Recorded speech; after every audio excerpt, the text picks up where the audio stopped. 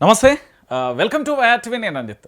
తెలంగాణ ప్రాంత ప్రజలందరూ కూడా ఆలోచించాలి, హిందూ సమాజం మొత్తం కూడా ఆలోచించాలి. నిజంగా చెప్తున్నా, వారసత్వ సంపదను కాపాడుకోవడానికి అలనాటి ముఖ్యమంత్రి కేసీఆర్ ఎంత రక్షకుడుగా ఉన్నాడో నేటి ముఖ్యమంత్రి ఆ పద్ధతిలో ఎందుకు ఉండడం లేదనేది కూడా బాధాకరమైన విషయం. అయితే ఇందులో బాధాకరమైన విషయం ఏంటంటే, మంత్రి కొండా సురేఖ గారు కూడా మాట్లాడిన విషయం మనందరం కూడా చూసాం.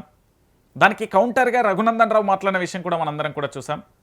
సో ఈరోజు మరొక బాధాకరమైన విషయం ఏంటంటే, వరంగల్కు సంబంధించిన ప్రత్యేకమైన స్థానం ఉంది.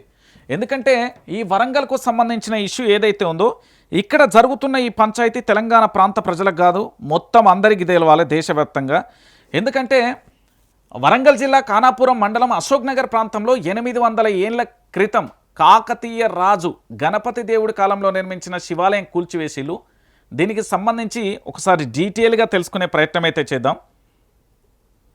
ఎందుకంటే ఒకసారి ఇక్కడ చూడండి, ఇది అక్కడి సమాచారాన్ని నేను సేకరించే ప్రయత్నంలో భాగంగా ఆ జిల్లాకు సంబంధించిన అధికారుల వివరణ ఏంటి అంటే, మేము అక్కడ వర్క్ చేస్తున్నాం, అనుకోకుండా పూర్తి స్థాయిలో కూడా ఏంది అంటే చేస్తున్న సమయంలో అది మొత్తం కూలిపోయింది అనేది ఒక వాదన తీసుకొచ్చులు. రెండో వాదన ఏంటంటే, ఇంకొక బాధాకరమైన విషయం ఏంటంటే, మేము మరమ్మతులలో భాగంగా దాన్ని తొలగిపోయింది అనేది ఇంకొకరి వాదన ఏంటంటే, దాన్ని నిర్మాణంలో భాగంగా తొలగించామనేది ఇంకొక వాదన. కానీ వాస్తవానికి సమీకృత పాఠశాల నిర్మాణం కోసం ఇది 800 ఏళ్ల పురాతనం శివాలయాన్ని కూల్చివేసింది తెలంగాణ ప్రభుత్వం, రేవంత్ రెడ్డి సర్కార్. ఇది మన వరంగల్ జిల్లాకు సంబంధించి. ఓరుగల్ అంటేనే అందరికీ తెలిసిన విషయమే. సో దీనికి సంబంధించి మరి పురావస్తు శాఖ దీన్ని ఎందుకు పట్టించుకోవట్లేదు, మరి జిల్లా కలెక్టర్ మరి అక్కడ ఉండి ఏం సమాచారం ఇస్తున్నాడు అనేది కూడా తెలియని పరిస్థితి కనబడుతుంది. ఇక్కడ అధికారుల విషయం తెలుసుకున్న పురావస్తు అధికారులు కానీ సంఘటన స్థలానికి చేరిన తర్వాత వీళ్ళందరూ కూడా కేసు పెట్టవచ్చు. చారిత్రక కట్టడాలను ధ్వంసం చేయడం చట్టరీత్యా కూడా నేరం. మరి దీని మీద విచారణకు ఆదేశించాల్సిన అవసరం ఉంటుంది, దీన్ని పునర్నిర్మించాల్సిన అవసరం కూడా ఉంటుంది. ఇంకొకటి, ఆలయానికి చెందిన శిల్పాలు దాంతోపాటు స్తంభాలన్నీ కూడా చెల్లా చెదురుగా పడడం కూడా బాధాకరమైన విషయం. ఇదంతా కూడా కూల్చివేత అనేది పూర్తి స్థాయిలో కూడా స్థానిక ఆలయ కమిటీ కానీ కొంతమంది అక్కడ ఉండే వ్యక్తులు కానీ పురాతనానికి సంబంధించి దీనికి వ్యవస్థను కూడా అక్కడ వివరించే ప్రయత్నం చేసిళ్ళు. ఇది ఎప్పటి నుంచో ఉన్నది, కూల్చకండి అని కూడా చెప్పినప్పటికీ కూడా దాన్ని కూల్చివేసే ప్రయత్నం చేసిళ్ళు. దీన్ని నిబంధనలు కూడా ఉల్లంఘించిన పరిస్థితి కనబడుతుంది. 800 ఏళ్ల నాటి చరిత్ర ఉన్నది.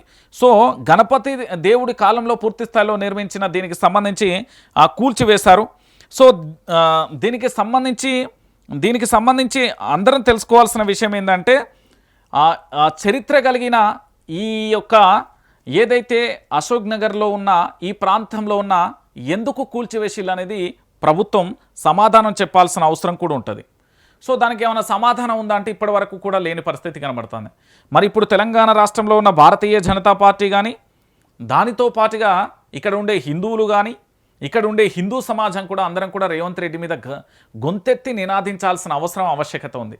ఎందుకంటే ఇది ప్రభుత్వం స్పష్టం చేయాల్సిన అంశాలు చాలా ఉంటాయి. ఇక్కడ ఏంది అంటే, అనుమతి ఎవరిచ్చిల్లు? ఫస్ట్ పురావస్తు పరిధిలో ఉన్న లేదా చారిత్రక ప్రాధాన్యత ఉన్న కట్టడాన్ని కూల్చడానికి స్థానిక అధికారులకు అధికారం ఎక్కడిది? ఫస్ట్ నాకు ఈ విషయం చాలా క్లారిటీగా కూడా చెప్పాల్సిన బాధ్యత అధికారుల మీద ఉంది. అసలు మీకు ఎవరు అధికారం ఇచ్చిల్లు? ఈ పురావస్తు శాఖకు సంబంధించి పునరుద్ధరణ ఎందుకు చేయలేదు?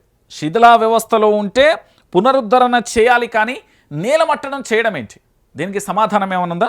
దీంతోపాటు దీనికి సంబంధించి 800 ఏళ్ల నాటిది అంటే గణపతి దేవుడు కాలం నాటి శిల్పకళకు సంబంధించింది. దీన్ని ధ్వంసం చేసిన వారి మీద పూర్తి స్థాయిలో కేసులు నమోదు చేశారా? ఒకవేళ కేసులు నమోదు చేస్తే ఏమేం కేసులు నమోదు చేసిల్లు? అసలు కేసు అయిందా కాలేదా? దీనికి కూడా సమాధానం చెప్పాలి. ఈ శిథిలాలకు అక్కడ పడి ఉన్న విగ్రహాలు కానీ స్తంభాలు కానీ అవన్నీ చోరీకి గురైతే పరిస్థితి ఏంది? దీనికి సంబంధించి పూర్తి స్థాయిలో జిల్లా కలెక్టర్ కానీ లేదా తెలంగాణ పురావస్తు శాఖకు సంబంధించిన డైరెక్టర్ కానీ వీళ్ళందరూ కూడా కావాలి కదా. సో దీనికి సంబంధించిన అంశాన్ని ఎందుకు చెప్పట్లేదు? అరే భయ్, ఓరుగల్లులో కాకతీయులు పరిపాలించిన రాజ్యం అండి, కాకతీయుల కళాక్షేత్రం ఓరుగల్లు. అలాంటి ఓరుగల్లుకు సంబంధించి పూర్తి స్థాయిలో ముక్కలు చేసే ప్రయత్నం చేస్తారు, చరిత్ర ఆనవాళ్ళు లేకుండా చేస్తారు. దానికి సంబంధించి ఎందుకు ఇంత ఘోరంగా కూడా పూర్తి స్థాయిలో కూడా కనీసం దీనికి సమాధానం లేని పరిస్థితి ఉన్నది. అరే దీనికి కనీసం స్పందించిన వ్యక్తి లేరు. ఏమనంటే అధికారులకు సంబంధించి ఏదో పని చేస్తున్నాం, దానికి సంబంధించి జరిగిపోతుంది. అసలు గణపతి దేవుడి కాలం నాటి ఆలయానికి పురావస్తు శాఖ ఎందుకు రక్షణ కల్పించలేదు? దాంతోపాటు కూల్చివేతకు పాల్పడిన వ్యక్తిని పూర్తిగా ఇక్కడ చట్ట ప్రకారం చర్యలు తీసుకున్నారా? అక్కడ పురావస్తు శిల్పాలకు సంబంధించి ఏమైనా భద్రపరిచే ప్రయత్నం చేసిలా? మరి విచారణ కానీ లేదా పురావస్తు శాఖ కానీ క్షేత్రస్థాయి పరిశీలన నివేదిక ఏమని ఇచ్చిర్రా? దాంతోపాటు ఇక్కడ కొత్త నిర్మాణాలు చేపట్టకూడదు అని, దాంతోపాటు ఎక్కడికక్కడ ఆపాలని ఉంటుంది కదా. పురావస్తు పరిసర ప్రాంతాలలో ఎప్పుడు కూడా కొత్త నిర్మాణాలు కానీ కోర్టు ఆర్డర్ కానీ లేదా కలెక్టర్ ద్వారా జీవో కానీ ఏదైనా స్టే తీసుకునే అవకాశం ఉంటుంది. వీటిని మళ్ళీ పేర్చి కూడా కట్టాల్సిన అవసరం ఉంటుంది. కానీ ఎందుకు పూర్తి స్థాయిలో కూడా కూల్చివేసిళ్ళు? అసలు కూల్చివేయాల్సిన అవసరం ఏంటిది అంటే స్థానిక ఎమ్మెల్యే కూడా దీని మీద స్పందించాలి. స్థానిక ఎమ్మెల్యే గారి అనుమతితో జరిగిందా? స్థానిక ఎమ్మెల్యే గారి అనుమతి లేకుండా జరిగిందా? స్థానికంగా ఉండే ఆర్డీఓ గారి అనుమతి ఉందా? స్థానికంగా ఉండే ఆర్డీఓ అనుమతి లేకుండా జరిగిందా? లేదా స్థానికంగా ఉండే చైర్మన్లు కానీ వైస్ చైర్మన్ల అనుమతి ఉందా? అనుమతి లేకుండా జరిగిందా? అసలు ఈ కూల్చివేతలు ఎందుకు జరిగినాయి? ఈ కూల్చివేతను ఎందుకు చేయాల్సి వచ్చింది? దీనికి సంబంధించి పూర్తి స్థాయిలో కూడా పాఠశాల నిర్మాణం కోసం బుల్డోజర్లు తెచ్చి పూర్తి స్థాయిలో కూల్చేసిలు కదా. ఇది కూల్చేయమని చెప్పిన వ్యక్తి ఎవరు? ఫస్ట్ పురావస్తు శాఖకు సంబంధించి మనం ఏంది అంటే 800 ఏళ్ల చరిత్ర కలిగిన దాన్ని పునర్నిర్మాణం చేయడమో దాన్ని కాపాడుకునే ప్రయత్నం చేయాలి. కానీ పూర్తి స్థాయిలో కూల్చేయడం అనేది దేనికి సంకేతం? ఇది అంటే జిల్లా కలెక్టర్ ఏం చేస్తున్నాడు? జిల్లా కలెక్టర్కి వర్తిస్తుందండి ఇది. జిల్లా కలెక్టర్ ఇప్పుడు కంప్లైంట్ చేయాలి. జిల్లా కలెక్టర్ ఎఫ్ఐఆర్లు నమోదు చేయాలి వాళ్ళందరి మీద. పురావస్తు శాఖ రంగంలోకి దిగాలి. ఇది గతంలో ఇక్కడ స్థానికంగా ఉండే ఎమ్మెల్యే, గతానికి సంబంధించిన మాజీ ఎమ్మెల్యే ఉన్నప్పుడు వారు పూర్తి స్థాయిలో దీన్ని రక్షించే ప్రయత్నం చేస్తే ప్రస్తుతానికి ఎందుకు కూల్చివేయబడింది? దీనికి సంబంధించి పురావస్తు శాఖ అధికారులు ఉంటారు కదా. ఇంత ఘోరమైన విషయమా ఇది? దీనికి ఏమన్నా సమాధానం ఉంటుందా? ఇప్పటి వరకు లేదు కదా. అరే ఎంత బాధాకరమైన విషయం అండి. మనము ఏంది కొన్ని సంవత్సరాలుగా వస్తున్న సంపదను కాపాడుకోవాలి కదా. ఇప్పుడు భారతదేశ ప్రపంచంలోనే యునెస్కో అవార్డు వచ్చింది కదా రామప్పకు. గట్లనే అక్కడ భద్రకాళి దేవత కానీ, ఆ పక్కనే 1000 స్తంభాల గుడి కానీ, ఆ పక్కనే కిలోవరంగల్ ఫోర్ట్ కానీ, ఆ పక్కనే పాకాల చెరువు కానీ, అక్కడే లక్నవరం చెరువు కానీ, అక్కడే ఉన్న పూర్తి స్థాయిలో పాకాలకు కూతవేటు దూరంలో ఉన్న ఈ గణపతి దేవుడి కాలంలో నిర్మించిన శివాలయం కూల్చేయడం ఇది దేనికి సంకేతం? మరి దేవాదాయ శాఖ మంత్రి ఏం చెప్తారు? దేవాదాయ శాఖ మంత్రి ఏం చేస్తున్నారు? దేవాదాయ శాఖ ఏం చేస్తున్నది? అసలు దేవాదాయ శాఖకు సంబంధించి ఏడబోయింది? పురావస్తు శాఖ ఏడబోయింది? అసలు ఏం జరుగుతుంది? ఈ రచ్చేంది? ఎందుకు కూల్చేస్తారు? ఏ హక్కు ఉన్నది? ఏ అధికారం ఉన్నది? ఎట్లా కూల్చేస్తారు? మీకు ఎవరిచ్చిరు మీకు అధికారం? దీనికి ఇప్పటి వరకు సమాధానం లేదు.